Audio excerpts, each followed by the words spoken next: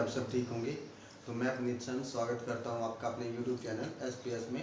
तो चलिए आज हम आपके लिए लेकर आए हैं 12th क्लास से जो अपना मैक्सिमा और मिनिमा का टॉपिक चल रहा है। तो उसमें हमने आपको बेसिक करवाया था। पहले हमने फर्स्ट जो इसका लेक्चर था मैक्सिमा और मिनिमा का, तो उसमें हमने आपको बताया कि फर्स्ट डेरिवेटिव टेस्ट से कैसे चेक कर सकते हैं या ग्राफिकली उसको समझाया था आपको।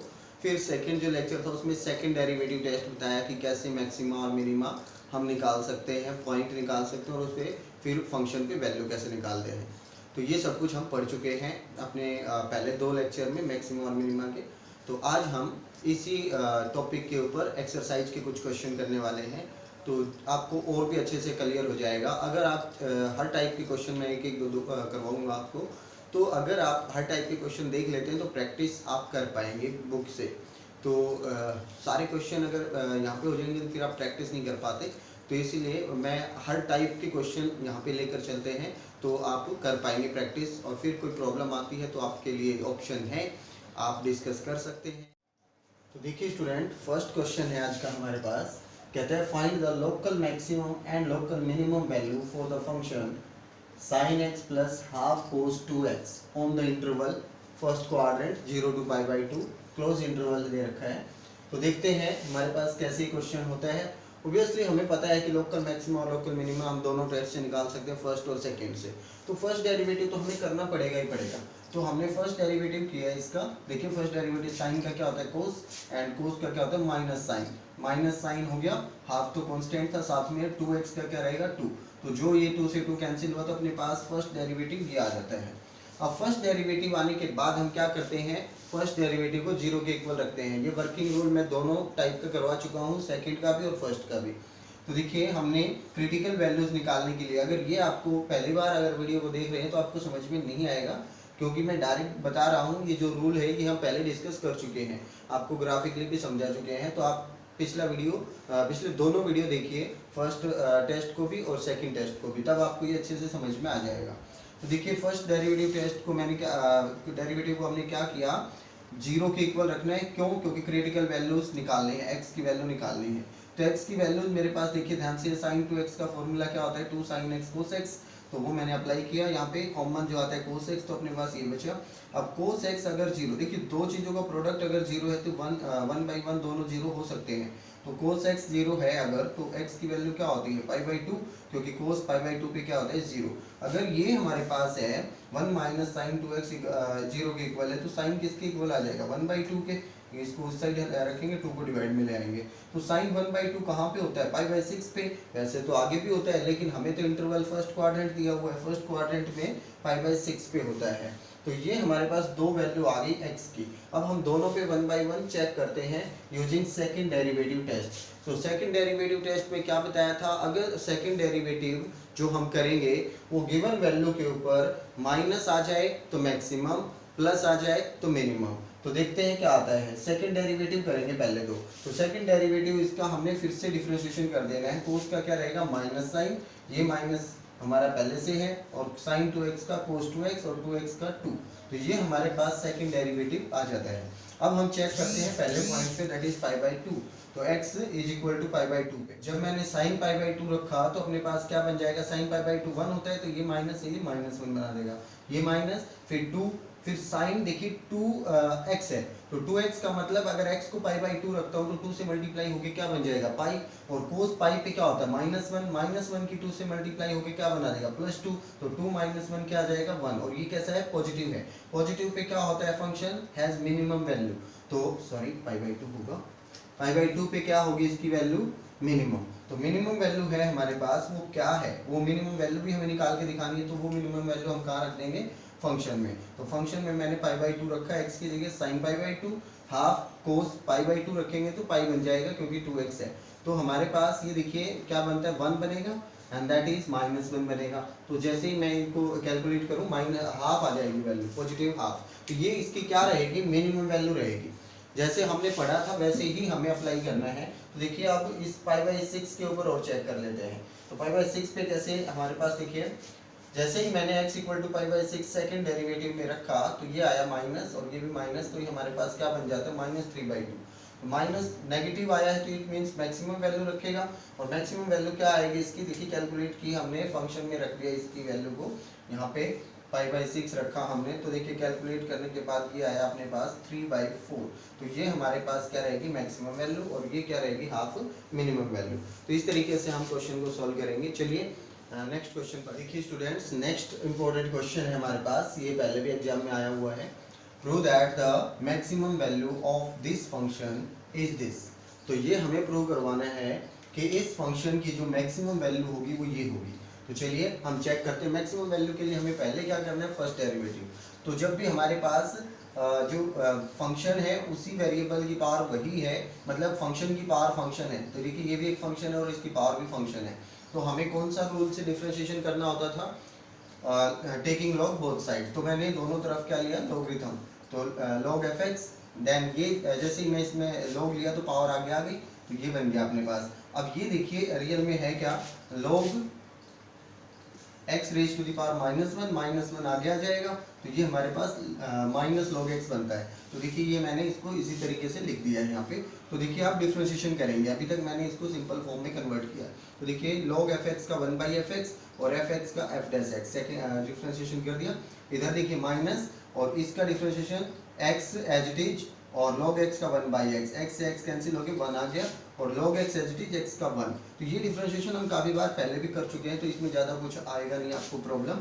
तो देखिए f डैश x क्या आ गया, ये f x उठ के इधर आया, फंक्शन ये था अपने पास, तो इसके इंटू में माइनस का साथ रहेगा, तो ये हमारा फर्स्ट डेरिवेटिव आ गया। क्रिटिकल वैल्यू के लिए हम क्या करते हैं, f डैश x को 0 के इक्वल रखते हैं, तो मैंने रखा इसको। तो ये वैल्यू अपने पास 0 हो सकती है, ये यहाँ पे देखिए ये 0 नहीं हो सकती, तो ये 0 होगी हमारे पास। तो ये 0 कैसे, log x किसके इक्वल आएगा, -1 के, तो x की वैल्यू क्या आएगी, ये जो लॉगरिथम होता है ये इधर जाके एंटी लॉग बन जाएगा, तो ये हमारे पास क्या बना, e raise to the power -1। तो इसको हम क्या लिख पाएंगे, 1/e। तो ये हमारे पास क्रिटिकल वैल्यू आती है x की। तो इस वैल्यू पे अगर मैं चेक करूं तो हम क्या करेंगे, सेकंड डेरिवेटिव से चेक कर लेते हैं। तो मैंने इसका सेकंड डेरिवेटिव किया, तो देखिए सेकंड डेरिवेटिव माइनस बाहर रहेगा, ये है हमारा फर्स्ट डेरिवेटिव माइनस, अब इसमें u इंटू वी रूल लगा दिया, first part as it is, और इसका क्या रहेगा 1/x, क्योंकि 1 का 0, log x का 1/x, प्लस अब की बार ये पार्ट एज इट इज, और इसका हमने डिफरेंशिएशन इसी का तो किया था, ये आया था, तो ये मैंने डिफरेंशिएशन रख दिया है। अब ध्यान से देखिए, इसमें से जो भी कॉमन आता है मैंने कॉमन निकाल लिया। अब इसका हम, ये हमारा सेकंड डेरिवेटिव आ गया, इसको हम किस वैल्यू पे चेक करेंगे, इस वैल्यू पे चेक करेंगे। तो हमारा देखिए इस वैल्यू पे चेक करते हैं हम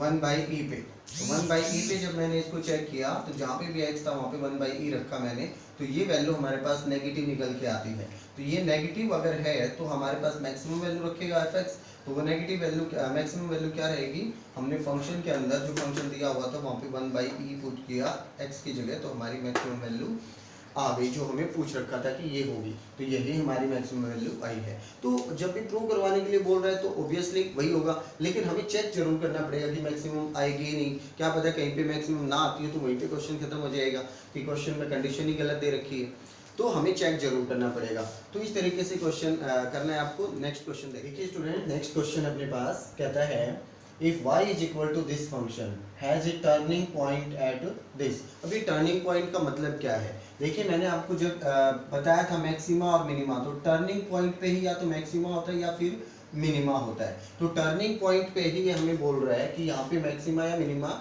होगा इस पॉइंट पे।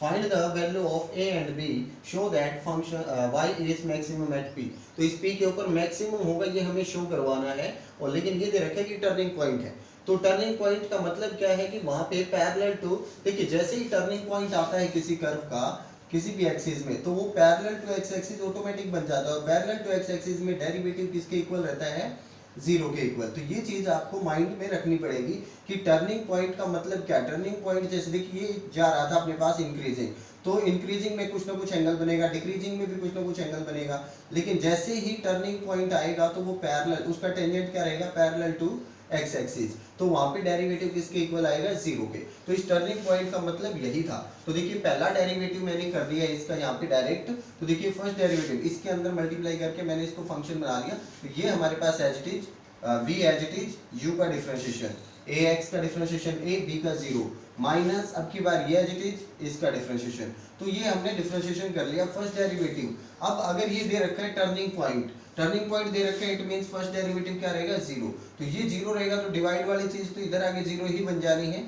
अब यहाँ पे देखिए जीरो रहेगा लेकिन किस पॉइंट पे, पी पे। पी पे x की वैल्यू क्या है 2। तो जैसे ही मैंने x की वैल्यू इसमें 2 ट्रांसफर की तो अपने पास ये वैल्यू आ रही -2, दैट इज -2a। फिर हमारे पास यहाँ पे 2 रखा तो 2a -b, और यहाँ पे आती है 2 × 2 4 -5 -1। तो इसको जब मैंने कैलकुलेट किया तो b की वैल्यू क्या आती है अपने पास 0। तो b की वैल्यू 0 आते ही हमने क्या, देखो एक और चीज ये क्लियर है कि अगर ये इस कोई भी कर्व हो उसके ऊपर हर पॉइंट जो होगा वो उस कर्व की इक्वेशन को सेटिस्फाई करेगा। तो इसने बोला है कि P इसका टर्निंग पॉइंट है तो कर्व के ऊपर ही, तो इट मींस ये जो P है ये इसको सेटिस्फाई जरूर करवाएगा। इसी जो अपना फंक्शन दे रखा है इसको, तो मैंने इसको सेटिस्फाई करवाया। जहाँ पे y था वहाँ पे y की वैल्यू रखी, क्योंकि P पॉइंट पे y की वैल्यू -1 है, x की 2 है। तो इस पूरे फंक्शन में x और y की वैल्यू मैंने ट्रांसफर कर दी, तो अपने पास ये फंक्शन बन के आता है। तो देखिए यहाँ पे b की वैल्यू जैसे ही मैं 0 रखता हूँ तो अपने पास a की वैल्यू कितनी आ जाती है 1। a और b दोनों आ गए हैं, a और b दोनों आ गए हैं। वो तो यहाँ तक का क्वेश्चन अपना हो गया, फाइंड a एंड b। फिर कहता है show that function is maximum at p। तो अब ये मैक्सिमम प्रूव करवाना है, और मैक्सिमम कैसे प्रूव करवाते हैं, अब हमारे पास फंक्शन तो आ ही गया है तो इसमें से a और b को खत्म कर देते क्योंकि a b की वैल्यू आ गई है। तो जहाँ पे अपना फर्स्ट डेरिवेटिव था वहाँ पे मैंने a और b की वैल्यू ट्रांसफर करके उस फंक्शन को मैं यहाँ पे ले आया। तो देखिए जैसे ही मैंने इसमें a b की वैल्यू, a की वैल्यू कितनी है 1 रखते ही ये इसके साथ मल्टीप्लाई होगी, यही फंक्शन बन गया। अब यहाँ पे देखिए b की वैल्यू 0 है, a की 1 है, तो x बचा, तो x यहाँ पे है और ये साथ में फंक्शन है। तो जैसे मैंने इसको कैलकुलेट किया तो फर्स्ट डेरिवेटिव मेरा क्या आया है ये। तो फर्स्ट डेरिवेटिव आने के बाद हम क्या करते हैं, अब सेकंड डेरिवेटिव करेंगे, थोड़ा ज़्यादा लेंथी हो जाएगा और कुछ नहीं। तो यहाँ पे हम चेक कर ही लेते हैं, किस पे चेक करना है, p पे x की वैल्यू कितनी है 2, मतलब x = 2 पे मुझे चेक करना है मैक्सिमम है या मिनिमम। तो एक बार लेस रख लो, लेस रखा मैंने 1 का स्क्वायर 1 होगा, -1 तो प्लस का 3 तो बचेगा, तो पॉजिटिव ऊपर आएगा, और ये तो दोनों पॉजिटिव ही होंगे क्योंकि स्क्वायरिंग क्वांटिटी कभी भी नेगेटिव नहीं हो सकती। तो नीचे वाले से कोई फर्क नहीं पड़ रहा, ये पॉजिटिव है तो अपना फर्स्ट डेरिवेटिव क्या आया पॉजिटिव। और जब मैं इसको ग्रेटर रख रहा हूँ तो हमारे पास नेगेटिव आ रहा है, क्योंकि ग्रेटर रखा मैंने, मान लो 2 से ग्रेटर 3 का स्क्वायर 9, माइनस के 9 प्लस के 4, तो ऑब्वियसली माइनस बचेगा। तो माइनस हमारा क्या आता है पॉजिटिव टू नेगेटिव, और पॉजिटिव टू नेगेटिव जाता है तो क्या होता है हमारा फंक्शन मैक्सिमम होता है। तो p के ऊपर ये फंक्शन मैक्सिमम होगा, ये हम बाद में प्रूव करवाएंगे, पहले क्या निकालेंगे a b। तो इस टाइप के क्वेश्चन आपको और भी मिल जाएंगे एक्सरसाइज में, तो आपको क्वेश्चन इस टाइप के करने हैं। एक छोटी सी टाइप है वो करवा देता हूँ एक क्वेश्चन। तो चलिए नेक्स्ट क्वेश्चन देखते हैं। तो देखिए स्टूडेंट नेक्स्ट क्वेश्चन है अपने पास, कहता है फाइंड द मैक्सिमम और मिनिमम। यहाँ पे ध्यान से देखिए ये और लगा है, इसका मतलब है पिछले क्वेश्चन में एंड लगा होता था कि मैक्सिमम भी निकालिए और मिनिमम भी निकालिए, तो यहाँ पे और लगा हुआ है, या तो मैक्सिमम या मिनिमम जो भी आपसे निकल सके, या फिर कोई भी ना, इफ एनी भी लगाया, इट मीन्स कोई भी निकले या ना निकले, आपको कंडीशन चेक करके बतानी विदाउट यूजिंग डेरिवेटिव। अब डेरिवेटिव का अगर यूज करना होता तब तो हम मैक्सिमम और मिनिमम दोनों चेक कर सकते थे क्रिटिकल वैल्यू निकाल के, लेकिन यहाँ पे विदाउट यूजिंग है। तो ध्यान से देखिए हमें वैसे ही सोचना पड़ेगा इन क्वेश्चन के अंदर। जैसे पहला फंक्शन है, अब यहाँ पे देखिए स्केयरिंग क्वांटिटी कभी भी नेगेटिव नहीं हो सकती, तो ये हमारे पास पॉजिटिव आएगा, और पॉजिटिव में काफ़ी बड़ी बड़ी वैल्यू ये भी पॉजिटिव है, इट मीन्स हमारे पास ये वैल्यू तो इन्फिनिटी तक जा सकती है, तो कोई वैल्यू हम पॉजिटिव इन्फिनिटी तक, तो कोई वैल्यू हम डिफाइन ही नहीं कर सकते, तो यहाँ से मैक्सिमम वैल्यू नहीं आ सकती, लेकिन मिनिमम तो जरूर आ सकती है, क्योंकि सबसे छोटी वैल्यू पॉजिटिव हम क्या रख सकते हैं 0। तो 0 जैसे ही रखा तो अपने पास 3 ऐड होके क्या आएगी 3। तो 3 कैसी वैल्यू है इसकी, मिनिमम वैल्यू है, उससे ज़्यादा वैल्यू बढ़ सकती है इन्फिनिटी तक, उसका हमें नहीं पता, लेकिन मिनिमम वैल्यू इससे छोटी नहीं हो सकती। क्यों, क्योंकि जैसे ही मैंने यहाँ पे कुछ भी रखा उसका स्क्वायर होके वो पॉजिटिव बन जाएगा और इसमें ऐड होके बड़ी वैल्यू देगा। फिर हमारे पास यहाँ पे भी सेम क्वांटिटी है। अब यहाँ पे देखिए x की वैल्यू में कुछ भी रखूँ, ये तो हमारे पास क्या आने वाला है पॉजिटिव ही आने वाला है, तो ये पॉजिटिव आएगा, ये इसको क्या बना देगा नेगेटिव, इट मीन्स यहाँ की वैल्यू नेगेटिव ही आएगी। प्लस में 12 है, तो 12 में से कुछ ना कुछ माइनस होता चला जाएगा, तो 12 में से अगर माइनस होता चला जाएगा तो हमारे पास कितनी छोटी वैल्यू हो सकती है हमें पता नहीं, माइनस इन्फिनिटी तक। तो हमें इसकी मिनिमम वैल्यू का नहीं पता, लेकिन मैक्सिमम निकाल सकते हैं। ये 0 हो गई तो इट मीन्स 12 ही इसकी मिनिमम वैल्यू है, 12 से बड़ी नहीं आ सकती, क्योंकि जैसे ही मैं यहाँ पे कुछ भी वैल्यू रखूंगा वो माइनस की होकर 12 में से माइनस हो जाएगी।